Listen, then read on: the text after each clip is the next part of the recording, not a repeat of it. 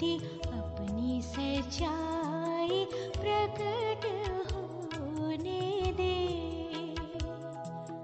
अपनी ज्योति अपनी सच्चाई प्रकट होने दे।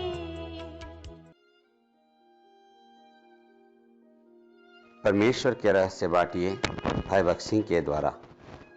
सितंबर 19। परमेश्वर के चुनाव के रहस्य।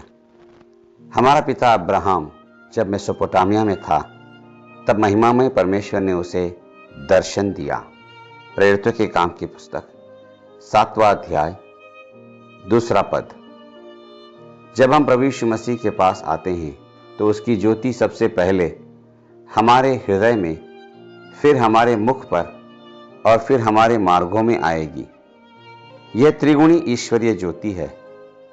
क्या इस भावार्थ में आप परमेश्वर के चुने हुए पात्र बन गए हैं? आपके साथ क्या हुआ है? प्रभु ने किन्हीं प्रचारकों या संदेशकों ने नहीं, बल्कि जीवित परमेश्वर ने आपको एक चमकता हुआ मुख दिया है। और अगर ऐसा हुआ है तो सारी परीक्षाओं, संकटों, क्लेशों और समस्याओं के बावजूद आपका मुख दिन प्रतिदिन और ज्यादा चमकदार होता जाएगा।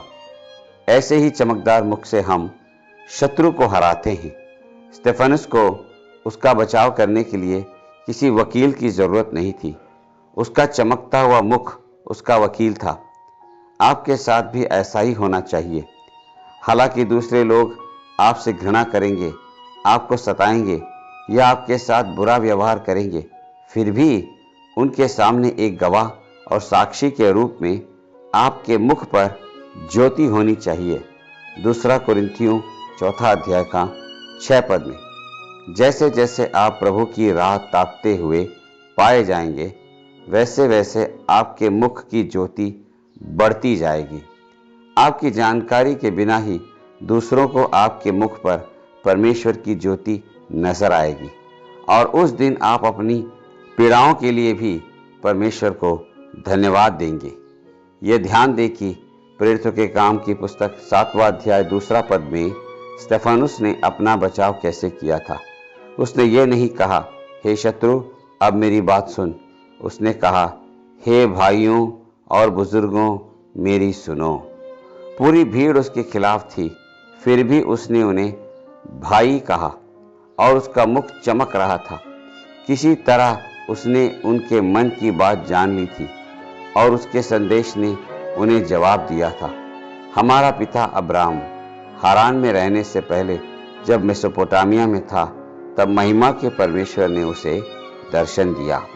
परमेश्वर के बारे में बोलते समय वह उसे महिमा का परमेश्वर कहता है। क्यों? इसलिए कि एक देश के रूप में अब्राहम के वंशजों में भी वही महिमा नजर आए, लेकिन इस्राएल यह भूल चुका था।